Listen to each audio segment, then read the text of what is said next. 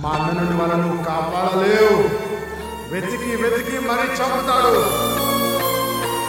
ఇక్కడ మీరు వాళ్ళని చంపేస్తారో అని మిమ్మల్ని కిడ్నాప్ చేసి అక్కడికి తీసుకెళ్ళాను సార్.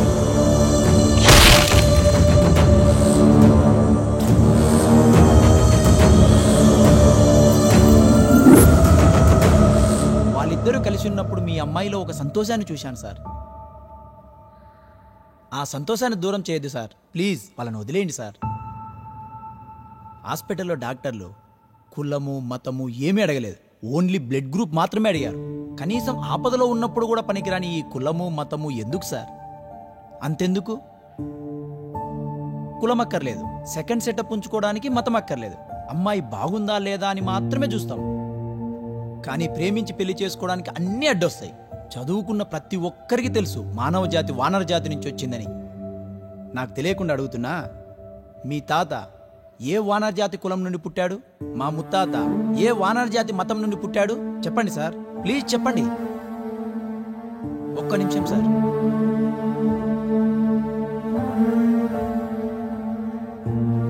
మామా, ఈయన చంపనీకే కదా రోజు పిచ్చోడ్లా కత్తి పట్టుకొని తిరుగుతున్నావు. రాత్రి నడి రోడ్డు మీద చావు బతుకుల్లో ఉన్నప్పుడు ఎందుకు చంపలేదు మామా? బ్రతుకున్నప్పుడు చంపాలని కసి కోపం పగ ఉండేవి. కానీ చావు బ్రతుకుల్లో ఉన్నప్పుడు ఎందుకో బ్రతికించాలనిపించింది. ఆ దేవుడే అందరినీ బ్రతికించాడు. దేవుడా, అందరినీ కాపాడు నాయన. చూశారా సార్, మనిషి అన్ని విధాల సహాయం చేసి ప్రతిఫలం ఆశించకుండా అన్నీ దేవుడే చేశాడని చెప్తున్నాడు. మనిషికి కష్టం వచ్చినప్పుడే మనిషి విలువ తెలుస్తుంది. ఇక మీ ఇష్టం.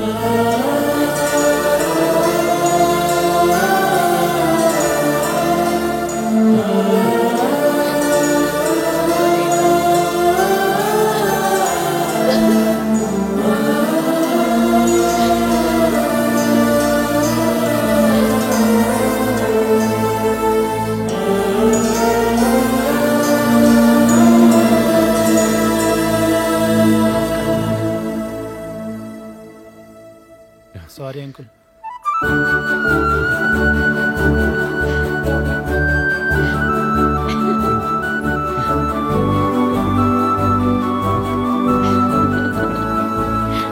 అందరూ హ్యాపీ.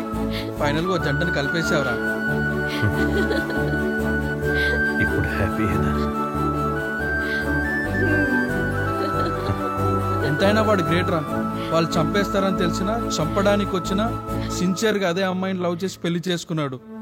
ఎంతైనా మన వల్ల కాదు మామ సిన్సియర్గా లవ్ చేయడం. ఏదైనా సిన్సియర్గా ప్రయత్నించాల్సిందే.